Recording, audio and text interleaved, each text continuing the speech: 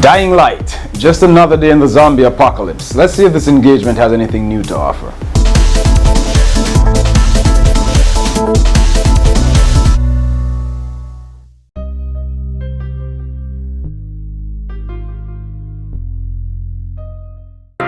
The global relief effort's steady stream of supply drops has sustained what few survivors remain in the city. Dying Light, created by the devs who brought us the Dead Island series. Clearly these guys have some kind of passion for the undead. Now, Dying Light is one of those titles I had my eye on since it was announced last year, and while I do agree that the zombie thing has been spammed to death by these game devs, similar to the way World War II was milked, I must say Dying Light made me want to give this zombie apocalypse one more go. Fine. Take it. The visuals in Dying Light are good.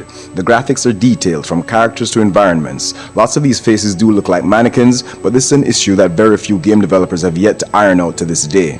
I don't have time to deal with your bullshit. The voice acting is also very convincing, done by some truly talented actors. Helps pull you into the story. Unfortunately, said story is very generic and doesn't even pass as a good generic story, as that is possible. Again, we're treated with a story that seems rushed. Yeah, like the devs just said, forget the story, let's get into the action. Fortunately for them and us, unlike movies, there is an interaction element, so sometimes when the story falls flat, we still have gameplay to fall back on. Words to live by, thanks. The story is basically this. You're Kyle Crane, sent into the damned city of Karan, a city struck by a virus. Yes, that same old rabies-like virus that seems to keep popping its ugly head up, turning humans into rabid animals hell-bent on eating each other. Data on the subject, Kadir Suleiman. A local political figure hired to maintain order after the outbreak. So you're sent into the city of Karan in search of a secret document and meet upon some pretty generic characters playing their usual generic roles in a very generic story. Not much else to it. You'll see nothing here that'll make you go, well, I didn't see that coming, or that was original. Fuck you, asshole. And on the subject of originality, this game has none, I mean zero. Devs clearly played and studied a lot of Far Cry, Mirror's Edge, and Dead Rising, as you will see from the animations, the parkour, the crafting, etc. What the On that note, let's get into the gameplay. One of the first things I noticed in Dying Light was its overall vagueness. Other than the fact that you're thrown into a story that explains very little, not excluding some background on your character to help immerse you in this experience, but the game rarely explains much else. Yes, there are hint screens, but if you're not the kind of player to pay attention to such instructions, you might just miss out, as I've kind of grown accustomed to the instructions on the fly as you go kind of thing. Then there's a slow build-up. If you're not really interested in this game, just giving it a shot, then there's a strong chance you'll turn it off permanently before you get to the good or more worthwhile parts. Hours into the game and your character seems to be suffering from serious handicaps. You'll find traveling from point A to point B quite frustrating, and killing the most basic of zombies quite a chore, as it takes many hits to take one down and out for good, and the weapons at your disposal in the earlier parts of the game are quite ineffective. Makes me think the devs copied the wrong parts from earlier mentioned titles. Like, I'd love to see the more powerful weapons from Dead Rising and the use everything as a weapon aspect, and maybe the ability to drive vehicles from both Far Cry and Dead Rising. The leveling up skill tree system in Dying Light is also a part of the slow progression I mentioned. Skill points feel like government cheese, rare but in high demand. Now the game devs follow the RPG style vibe where the more you do is the more you get, but sometimes it feels like these skill points are seriously rationed, and so are the skills. You get a new point and just wish the new skill that opened up would offer you a bit more. It leaves you in a grinding predicament. Mainly a predicament because leveling up in Dying Light ain't easy. Many times, to how underpowered you are in the game, you'll feel the need to revert to your parkour skills and avoid most confrontations. I mean, you do get points based on your free-running abilities, but in my mind, and I guess that's just the kind of player I am, I put power over speed, as you can run, but at some point you have to face the music and fight. And on a side note, where guns are concerned, why didn't anyone give this guy a gun on his arrival? Clearly they trusted him enough to take him under their wings. Why not give him one of those fine machine guns everybody else seems to be wielding? I had to go through hell and high water to find my first gun. Now, maybe there was an easier way to get one, but that's the vagueness I mentioned right there. The parkour, one of the strongest selling points of Dying Light. Now, while I'm more on the third-person side when it comes to this style of gameplay, I must admit TechClan did a decent job here. There are some instances where I think the parkour could have been tighter, but then no game's perfect. Good job on that aspect. You won't get any more attitude. Mi casa, su casa. Dying Light, as the name suggests, uses the day and night as major contributing factors to your overall survival.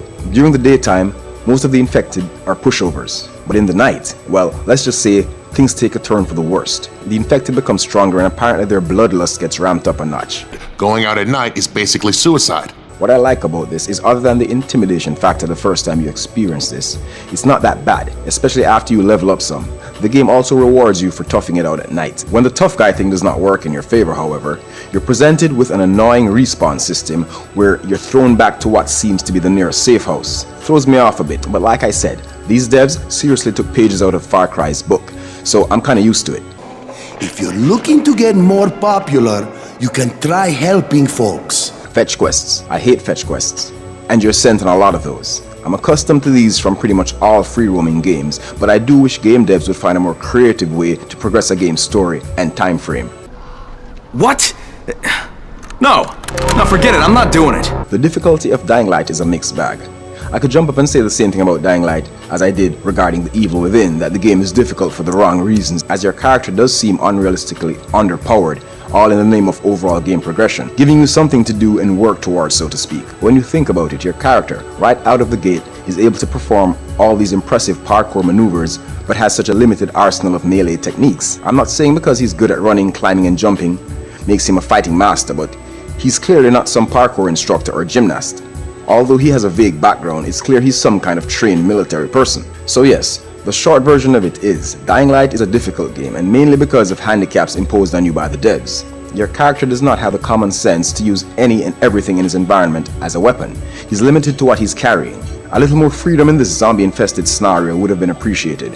For all those who have played Dead Rising and even Condemned, you'll know what I'm talking about. Maybe devs could have substituted that sometimes annoying lockpicking mechanic with a hot wiring ability. I just prefer to kick doors in, shoot locks off, and be able to hotwire a vehicle to cover more ground, shield me from the infected, while mowing them down at the same time. Now there's a co-op element to Dying Light that will help with the difficulty level if you wish to go that route. But although I personally love a good co-op experience, trying to find that with complete strangers can be a task within itself. I tried that with Dead Rising and it just didn't seem to work out that well, as most random players seem to have put an I in team. There's also a multiplayer PvP component in Dying Light where you can play as the infected, but I wasn't that interested and would prefer to expend that energy in a more meaningful experience like, let's say, Evolve. If I have a change of heart, you'll see more on that in the lobby. Another aspect of Dying Light that makes this game seem difficult is the overall clumsy feeling I get from melee encounters with human enemies. It just feels like a paper, scissors, rock kind of experience. I just feel like I'm flailing while hoping for the best. Overall, I'll have to say Dying Light is a good game, mainly because unlike most gamers today, I have realistic expectations. I'm not going to be one of those who will be bashing games like The Order 1886 for the reasons it's being bashed, and when titles like the new Rainbow Six and The Division comes out, well, I'll be having the same mindset. I didn't expect Dying Light to be the next big thing, and it offered me enough entertainment and gave me pretty much what I expected from another action survival zombie game. The lab gives Dying Light a 7 out of 10. You're a good man, whoever you said you are.